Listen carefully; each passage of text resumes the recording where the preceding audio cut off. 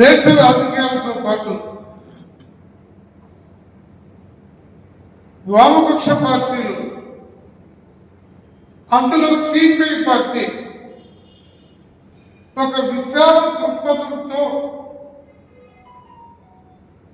మన రాజ్యాంగాన్ని కాపాడుకోవాలనే నిబద్ధత కలిగినటువంటి పార్టీ. భిన్నత్వంలో ఏకత్వం కలిగిన జాతి ఐక్యతను పెంచే విధానాలు మనం ప్రజల్లో ప్రాప్తం చేయడం ద్వారా బీజేపీని ఓడించగలుగుతాం. అందుకు కార్యోన్ముఖులు కావాల్సిన బాధ్యత సిపిఐ పార్టీ ప్రతి నాయకుల మీద, కార్యకర్త మీద ఉందని ఈ సందర్భంగా తెలియజేస్తూ ఉన్నారు. ప్రజాస్వామ్య పద్ధతిలో రాష్ట్ర పురోభివృద్ధిలో ప్రజాస్వామ్యయుతంగా ముందుకు తీసుకుని పోతామని చెప్పి అధికారంలోకి వచ్చినటువంటి తెలుగుదేశము, జనసేన, బీజేపీ కూటమి అనేక విషయాల్లో ప్రజల మనసుని గెలుచుకోలేకపోతూ ఉంది. ఇవాళ ప్రధానంగా మనం చూస్తే 17 మెడికల్ కాలేజీలని గత ప్రభుత్వం అనుమతి పొందింది. కొన్ని చోట్ల భూములు సేకరించింది, కొన్ని చోట్ల బిల్డింగ్లు కట్టింది, కొన్ని కాలేజీలు ప్రారంభించింది.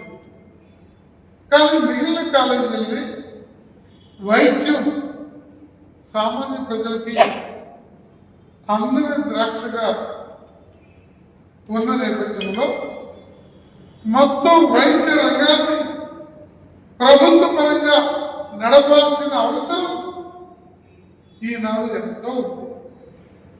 ఆ రకంగా ఈ మెడికల్ కాలేజీలు ప్రైవేట్ పరం చేసే జీవాన్ని ఉపసంహరించుకొని ప్రభుత్వ పరంగానే నిర్మించాలని మనం ప్రజల్లోకి తీసుకున్నాం. ఇప్పుడు నిన్నగాక మొన్న దానికి డిపిఆర్ చేసేటువంటి దాన్ని విత్డ్రా చేసుకున్నట్టుగా ప్రభుత్వం ప్రకటించింది. అది మన విజయం, ప్రజల విజయం, రైతు సంఘాల విజయం అని నేను ఈ సందర్భంగా తెలియజేస్తున్నాను. రాజకీయ అంశాలతో పాటు సామాన్య ప్రజలకి ఉపయుక్తమైనటువంటి ప్రత్యామ్నాయ ఆర్థిక విధానం మనం ఆలోచించి ఇప్పుడు కేంద్రంలో, రాష్ట్రంలో మహాసభల అనంతరం రాష్ట్ర నాయకత్వం, జాతీయ నాయకత్వం ఆలోచించి మనము సంక్షేమ పథకాలతో పాటు స్వయం సమృద్ధిగా ప్రతి పౌరుడు నిలబడే పద్ధతిలో ప్రత్యామ్నాయ ఆర్థిక విధానాన్ని రూపొందించాలి.